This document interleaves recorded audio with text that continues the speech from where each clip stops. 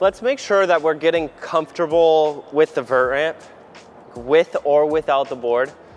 Let's trust that the ramp is gonna catch us. Because I promise you that if you're not comfortable doing like knee slides and jumping into the ramp and doing these other drills that I'm gonna show you right now, it's gonna be hard to be doing airs and grinds and all those actually harder tricks if you're also not trusting the ramp. So the best thing that I can show you to learn how to drop in properly is actually doing it without a board.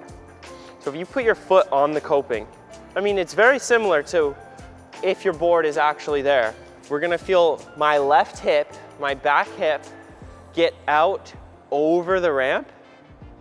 And then after it's out over the ramp, I'm gonna stop moving it this way and I'm gonna just drop straight down. And that's gonna keep us close to the ramp. So if you're looking down the ramp, it's easy to see the flat bottom and to get afraid of it. But in reality, the only thing that we're actually touching is 5, 6, 7 screws down right below us. And we wanna trust that we can do that. And we wanna actually use this part of the ramp in our drop-ins. So after my hips get out over the coping, everything goes straight down. And that's a fast drop in.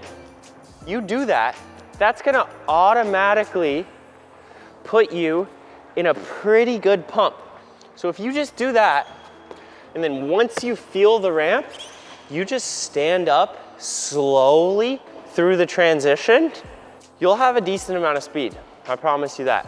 You start losing your speed when you're dropping in and you get too far out and your legs get too long and then your pump rhythm is all off. So work on things like that, dropping in. I mean, you can do it with both feet, especially if you want to work on your switch drop in. Do that a few times. Trust yourself to stay close to the ramp. Soften up the vert, start to trust it more. So if you've dropped in already, but your confidence is pretty low, let's find some ways to build your confidence in your drop-ins so you can get your head focused on the next wall and you don't have to worry about what's going on here. Don't stand so far back from the coping. I get why it's comfortable to stand over the deck and then get in the ramp, but in reality, that's gonna make your drop-ins, you're gonna struggle a lot more if you do that. So what I want you to do is get some confidence standing over the ramp. Your other foot on the coping, you're here. It's okay, because even if you fall in the ramp, you know how to knee slide, you're comfortable with the vert, it's not gonna happen, but get over your drop in.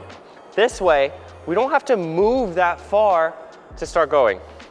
The next thing that we wanna do, we gotta have a strong front leg.